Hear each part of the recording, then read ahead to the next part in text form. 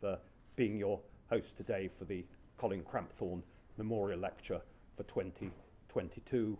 As many of you will remember, Colin, whose memory this lecture takes place, was an outstanding Chief Constable of West Yorkshire at the time of the 7/7 bombings, where a number of the terrorists came from his patch.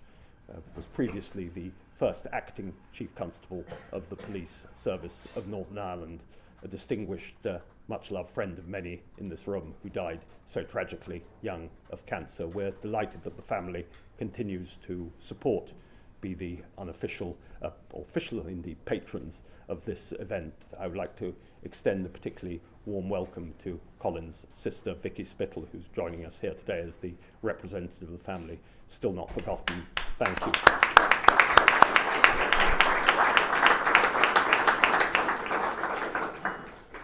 Particular pleasure, obviously, to welcome our guest of honor today, one of the most significant figures in American public life today, outstanding governor of South Carolina, outstanding ambassador to the United Nations.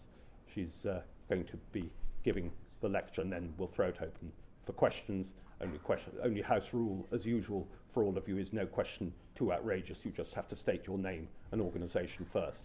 So, Ambassador, thank you for honoring us with your presence. Very much looking forward to what you have to say on the great issues of the day, and I'm sure it'll be a memorable occasion. Thank you. Thank you again so much. Thank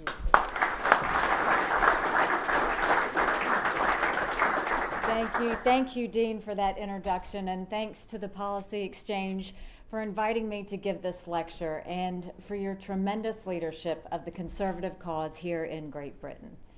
I note that the presence of Colin Crampthorne's sister is here, and I'm so honored to deliver this address in Colin's memory. May his service and love of country continue to be a reminder to all of us. It's a privilege to address this group, such a distinguished group of leaders. I have to say congratulations on the Jubilee. You know, Americans are quite infatuated with the royals. So we were very excited to watch the celebrations, and I will tell you now all of America is in love and in awe of Prince Louis. There was not a mom in America that didn't appreciate Princess Kate as she was dealing with that situation. You know, the Anglo-American alliance was the cornerstone of freedom in the 20th century. To this day, it remains a foundation for progress in the 21st century. That is certain the case under the leadership of Prime Minister Johnson and the present British government.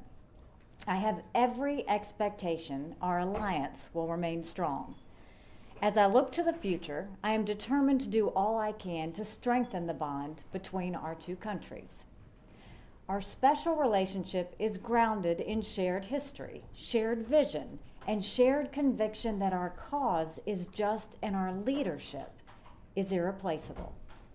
Before I go further, I would be remiss in failing to mention your great Prime Minister, Margaret Thatcher. She is both a supreme example of the sort of leadership that I'm talking about and a personal hero of mine. My appreciation for Lady Thatcher runs so deep, in fact, that I have named my upcoming book after one of her many notable quotes. The book's title is If You Want Something Done. The full quote is, "If you want something said, ask a man. If you want something done, ask a woman." I happen to agree with her. The book chronicles leadership lessons from truly bold women. Lady Thatcher is prominently featured. In fact, her example has inspired me throughout my political career, including during my governorship as well as at the United Nations. I was also honored to serve at the UN alongside my dear friends Matthew Rycroft and Dame Karen Pierce. They were both outstanding representatives of your country and great boosters of the Anglo-American relationship. These are trying times. The worst pandemic in 100 years is still sending aftershocks through our societies. Our families and businesses are now plagued by the worst inflation in decades. And most disturbingly, after nearly 80 years of relative peace, open war has returned to Europe. It is there that I will focus my remarks today. The unprovoked, illegal, and indefensible Russian invasion of its free, independent neighbor is a world-changing event. It will reverberate across the globe for years to come. And it should cause us to reevaluate and ask, how did this happen? Consider this. The Russian dictator, Vladimir Putin, gave the order to invade Ukraine 4 months ago. Had he known then what he knows today, would he have still given that order? Think about it. Had Putin known that there would be at least 20,000 dead Russian soldiers, would he have invaded? In 4 months, that's more Russian military deaths than he saw in 10 years in Afghanistan. Had he known Russia would lose at least 1,000 tanks, 200 aircraft, and 8 ships, including the flagship of the Russian Black Sea Fleet, would he have invaded? That is by far the worst Russian military losses since World War II. Had Putin known his country would be hit with sanctions that have produced a mass exodus of capital from Russia, shrunk its economy by more than 10%, and spiked Russian inflation to 20%, with even worse economic pain on the horizon, would he have invaded? What if he had known Germany would cancel Nord Stream 2, or Europe would begin to take real measures to wean itself from Russian oil and gas? And what if Putin had known his actions would cause a surge in NATO activity in Eastern Europe, bringing Finland and Sweden into the alliance and doubling Russia's border with NATO countries? Had he known all of that, would Putin still have waged war against Ukraine? I highly doubt it. So much has happened that Putin failed to anticipate. His best laid plans have been derailed. His best forces have been decimated, and the strongest parts of his economy are methodically undermined. And yet, this failure does not completely rest with him. The failure is amply shared with the West. Now, make no mistake, the blame for Russia's invasion of Ukraine rests squarely with Putin. But the West bears responsibility for a total failure of deterrence. We should have made crystal clear to Putin the full implications of his actions ahead of time. We didn't. And now we have the worst war in Europe since the Second World War. This dereliction of duty was years in the making. For too long, the West wrongly feared provoking Putin instead of taking steps needed to prevent him from starting a war in the first place. Many had come to believe dangerous arguments that stopped us from doing what was truly necessary. For instance, some say NATO expansion prompted Russian aggression. That's complete nonsense. Russia puts on a good propaganda game. I witnessed it every day at the United Nations. But Putin and his cronies are neither dumb nor delusional. They knew full well that Ukraine was never on the verge of NATO membership, and they knew full well that Russia has nothing to fear from the Baltic countries or from Poland. In fact, the opposite is true. It was not NATO expansion or Western warmongering that pushed Russia to invade. It was Western weakness that convinced Putin he could get away with attempting to swallow Ukraine. He saw America as too internally divided and distracted, and Europe as too bureaucratic and soft to stop him. And sadly, I have to say, he wasn't wrong. A large part of Putin's miscalculation sprung from America's surrender in Afghanistan last summer. It pains me to say that, but if there had been no Afghanistan disaster, there would likely have been no Ukraine invasion. Putin saw our lack of resolve in Kabul and assumed nothing meaningful would happen once his tanks rolled into Kyiv. Go back even further. The West's failure to effectively challenge the Russian occupation of Crimea in 2014 gave Putin a green light as well. Russian barbarism in Syria went largely unchallenged. Russian use of a chemical weapon right here on British soil in Salisbury in 2018, same thing. There were a few sanctions and expulsions, but not enough to shake Putin's resolve. I could keep going. The West's foolishness was boundless. Whenever Russia tested us, the West shrugged off the necessary strong response, fearing it would do more harm than good. It is critical that we all understand this central point. Appeasement never satisfies the appetites of tyrants. It only makes them want more. Trying to be inoffensive only emboldens our enemies. It leads to wars like the one we are now witnessing right now in Ukraine. Now we are furiously trying to punish Russia after the fact. It's good that we are, but a huge price is being paid for the West's initial appeasement. Our countries are spending billions more to arm Ukraine than we might have spent years ago. And we are taking economic actions that hurt us more now than if we had rolled them out years ago. But of course, the most painful price is being paid by the people of Ukraine themselves. Mass executions, torture, rape, forced population transfers, and widespread destruction of a once beautiful and proud country. Fighting back is decidedly the second best option. The far better path would have been strength that made our intentions clear before the invasion started. Robust deterrence carries the least risk and the best hope for peace. In a world of diminished deterrence, conflict becomes a certainty. If we do not stop vicious dictators before they attack, we pay a much bigger price later. Russia's unprovoked attack on Ukraine provides a great moment of moral clarity. In truth, this clarity was in plain view long before the invasion, for those of us who cared to look. It was visible in Russia's conduct for many years in many places. It was visible in Putin's speeches. In his own words, Putin has made abundantly clear that the views that he has are not just about Ukraine. He sees it as a war against the United States, the United Kingdom, and the entire West. We should believe him and take him at his word. This moral clarity extends beyond Russia. This conflict is not limited to Eastern Europe, nor, in fact, is Russia even the largest threat that we face. That distinction goes to Putin's partner in crime, which is Communist China and President Xi Jinping. Of course, this can be no doubt.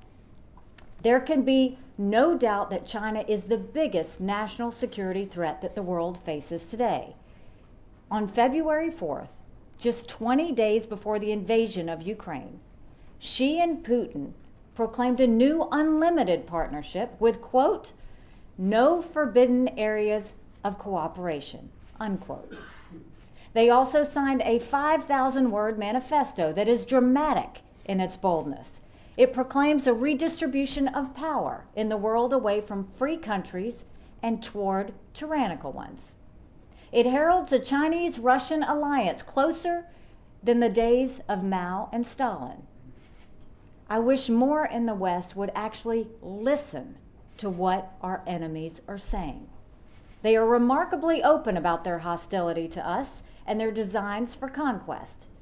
It is a critical mistake to view the Russian and Chinese threats separately. Of course, they are different countries with different approaches and different strengths, but strategically, they are one and the same. They are united by their fanatical opposition to Western interests and values, and they are increasingly expansionist in their territorial arms. There is one more piece to this axis that must not be ignored. That is the Islamic Republic of Iran. They see us as the great sinners. While far weaker than China and Russia, the Iranian regime has its own ambitions for regional domination and the destruction of free nations. Its belligerence propels Russia's ambitions, and its oil promotes Chinese strength. Both Russia and China are holding hands with Iran to advance their own global agendas. Communist China has not yet invaded its neighbors as recklessly as Russia has, but it's rapidly preparing for that day. Its actions in Hong Kong and the South China Sea and Taiwan are the clearest possible signals of its future intentions. China's vast economic power makes it far more formidable than Russia. When it comes to loss of life, military mobilization, and economic pain, the war in Ukraine pales in comparison to a potential war in East Asia. Deterring that war should be the overriding goal of the entire free world. And we must start now. The West has arrived at an inflection point. We face a set of powerful and fanatical dictators with dreams of conquest. Imperial Russia, Communist China, and jihadist Iran pose existential threats to us and the free peoples all over the world. The Western way of life depends on deterring these threats. Stalemate is not good enough. Victory is required. The question is, do we have the will to win? It's an open question, not least because of the nature of our democratic systems. Historically, democracies are divided. It's a feature of our system, up to a point. Robust debate often produces better outcomes. But with the overwhelming evidence now at hand, we can no longer endlessly debate the nature of our enemies. The reality of who they are and what they are about is clear in the mass graves of Bucha and the concentration camps of Xinjiang. Democracies also tend to be self-focused. Our governments derive their just powers from the consent of the governed, and they must be responsive to local needs above all. When we are not directly threatened, we tend to look toward compromise, avoiding conflicts and fateful decisions. We muddle through until our backs are against the wall. Only then do we rise to the occasion and defend our security fiercely and heroically. My friends, this is one of those times when our backs is against the wall. Many did not recognize that before the attack on Ukraine. Some still do not. That's a grave mistake. We are living in a Churchillian moment. A moment that calls upon our leaders to do as Churchill did, to get in front of the situation, to see the coming threat before others do, to warn our citizens early, often, and with clarity, and to rally the free world to meet the threat head on. I am calling for a fundamental shift in how the West approaches our enemies. The shift is long overdue. We failed to take it when Russia invaded Crimea. In fact, we went in the opposite direction. When President Biden came into office last year, he brought with him largely the same advisors who had produced the weak response to Russia in 2014.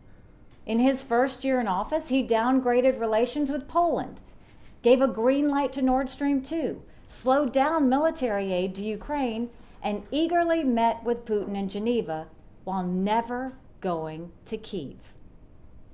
Russia rightly interpreted these actions as an invitation to evil. This lack of foresight was not limited to recent events or to Russia and Ukraine. We have similarly failed to make the right move with Communist China, not least when it took over Hong Kong. More broadly, in the 3 decades since the end of the Cold War, the West has mostly operated under the theory that economic cooperation with those who despise us fosters peace. We thought that if we did business with our enemies, they would avoid conflict with us. The theory encouraged European dependence on Russian energy. It welcomed China into the World Trade Organization. It drew the free world closer to the unfree world, assuming that we would get as much as we gave. In fact, we did not. Russia, and particularly China, got much, much more. To borrow a phrase from Prime Minister Thatcher, the West treated Russia and China as countries we could do business with. In her time, Soviet leader Mikhail Gorbachev was someone we could do business with, not least because Western pressure had brought the USSR to the brink of collapse. But today's barbaric regimes of Putin and Xi are altogether different. Doing business with them strengthens them and empowers their destructive ambitions. The theory that economic interdependence with hostile regimes would produce peace has been painfully disproven. If we do not depart from it, our pain and vulnerability will increase. We must economically detach from our enemies and rely more heavily on ourselves and our friends. That means breaking the Western addiction to Russian energy. It means securing strategic supply chains completely free of Chinese control or leverage. It means expecting our businesses to do their part to uphold our interests rather than those of our enemies. This decoupling is not something many of us wanted. Reversing it will not be free of pain. It would have been much better if Russia and China had chosen to deal with us honestly and peacefully. The course of the last 30 years has demonstrated beyond any doubt that they have not and surely will not. The West thought if we were nice to Russia and China, they would want to be more like us. That's the height of narcissism. They do not. Along with the Iranians, they are committed to ideologies that are incompatible with our freedom and security. We must not discount the role that fanatical ideology exerts on their actions. They believe what they say. It is foolish for us not to believe what they say. That brings me to the critical issue of military strength, which is central to deterrence. The United States spends more on its military than any other country in the world, but our current commitment is not enough. China is rapidly gaining on us and has already surpassed us in some vital areas. We must expand our own military, cyber, and intelligence capabilities immediately. But the free world must not depend on American investment and leadership alone. European countries, as well as our Asian allies, must promptly increase their own military capabilities. For some, that must mean as much as doubling your own military spending, if not more. We must restore the credibility of our will to deter aggression. This is by far the best way to preserve peace. And that brings me back to Ukraine. The Ukrainian people have inspired the world with their courage and the success on the battlefield. President Zelensky has not asked us for Western troops on the ground, and there's no need to supply them. He has asked for weapons to defend his country's sovereignty and freedom. On that note, I applaud Prime Minister Johnson and the British people for answering that call without hesitation. Much of the free world has rallied to the Ukrainian cause, and the unfree world is watching. China undoubtedly sees the destruction of the Russian military and the isolation of the Russian economy. Should our efforts flag or fail, China will see that too. We must not let this real-time deterrence fade and become yet another invitation to Beijing's aggression. Nor can we let Russia come away with any shred of territorial victory. Putin wanted to overthrow Ukraine's democratic government and turn that independent nation into a Russian colony. Ukrainian tenacity ensured he failed at that goal. Now Russia must not be permitted to retain any gains from its naked aggression. If it does, then Russia, China, and the world's other tyrannies will only seek more. The war in Ukraine has also clarified global alignments. Russia and China have cemented their bond, with Iran as their junior partner. Fortunately, the West is responding. The decision by Finland and Sweden to drop their long-standing neutrality is uplifting. In Asia, Japan, South Korea, and Australia, we're seeing heightened strategic partnerships between them and with us. The world is choosing sides. We should welcome this and encourage it. We must draw as many nations as possible into the orbit of the free. If we do not, the enemies of freedom will surely draw them to themselves, either by bribery or by bullets. Some say we're in a new Cold War. Perhaps, but if that is so, it's not of our choosing. Ukraine never invaded a neighboring country. Taiwan is not going to attack mainland China.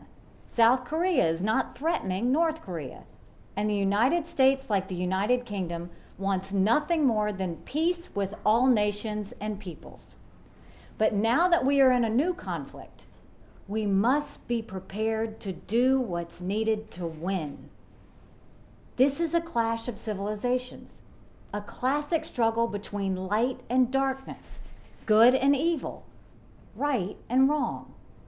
We need look no further than the streets of Mariupol, Hong Kong, and Tehran for proof. But it's not enough to denounce our rivals. We must also defend ourselves and our way of life. The barbarians of the world fear nothing more than a confident and strong West with the courage of our convictions. We must regain our belief that the Western way is worth defending. Only countries that are proud of their inheritance find the will to deter their enemies. Only people who believe in the rightness of their cause can rally to defeat an existential threat. And yet, today, too many in the West are plagued by self-doubt and self-loathing. You've witnessed it here in the UK. It is present in my country too, with the ongoing campaign that attacks not only our past, but the very principles on which America was founded. An entire generation is being raised to believe that freedom is a tool of oppression. This self-loathing has to stop. We must never be ashamed of our national stories. In fact, we should tell those stories always and everywhere. That is not to say that the U.S. is perfect. It has not been, and it's not now. I imagine you'd say the same of your homeland. But while we acknowledge our faults, we should not be shy about proclaiming the truth. The truth is this: the principles at the heart of American Western civilization have given the world unmatched peace and prosperity. Free speech, freedom of religion, free enterprise, freedom to choose our own leaders, freedom from tyranny of overreaching government. When we place those values up against those of our enemies, there is no contest. Take it from me, the proud daughter of Indian immigrants to the United States. Our experiment in self-government continues to inspire and amaze. The America my parents moved to in the 1960s is not the same America it is today. They were foreigners with brown skin and $8 in their pockets when they arrived. It wasn't always easy. But years later, their youngest daughter was elected as the first minority female governor in American history. The United States, like the United Kingdom, is a work in progress, but we continue to move forward and upward. Far from turning our backs on the principles that brought us this far, we must embrace them and go further still. Our values are among the greatest gifts in human history, and they are the hope of the people all over the world. I have witnessed it, from South Sudan to Syrian refugee camps, to the Simon Bolivar Bridge between Venezuela and Colombia. In this moment of clarity, we must restore our moral courage. We need the confidence that our cause is just and our principles are true. We need not look far to see an example of such courage. It shines brightly in the streets of Kyiv. We must bring it back to the streets of Washington, London, Paris, Berlin, and Tokyo. I believe we will. And I believe we won't just defend ourselves and our civilization. We will defeat our enemies. Nowadays, it's fashionable to say the West is in terminal decline. That's what some of our own academics and media commentators say. It's certainly what Xi and Putin believe. This doubt about democracy and freedom is not new. Dictators and madmen from Lenin to Hitler to bin Laden have been prematurely proclaiming our death for more than a century. Yet every time it looked like the West was falling apart, we rose to meet the challenge at hand and brought the world to new heights. I would remind today's tyrants that it was only 16 years from the fall of Saigon to the fall of the Soviet Union. And I would remind them that when President Ronald Reagan predicted the Soviet collapse from a podium right here in London, it appeared unimaginable. Just 9 years later, it happened.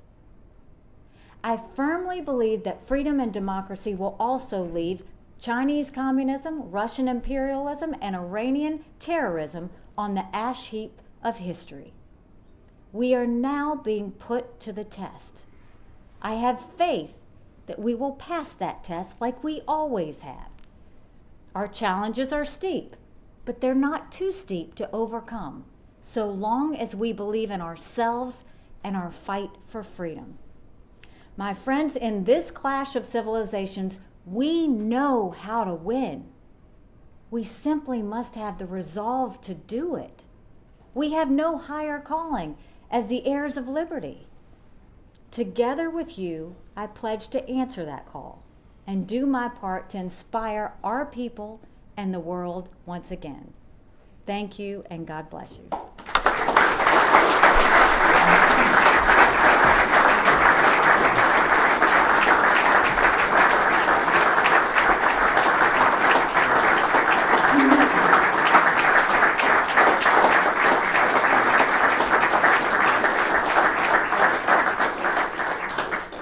Longest applause we've ever had for anyone here. Measuring by that. Maybe they're glad it's over. Yards. There are a few smiles around.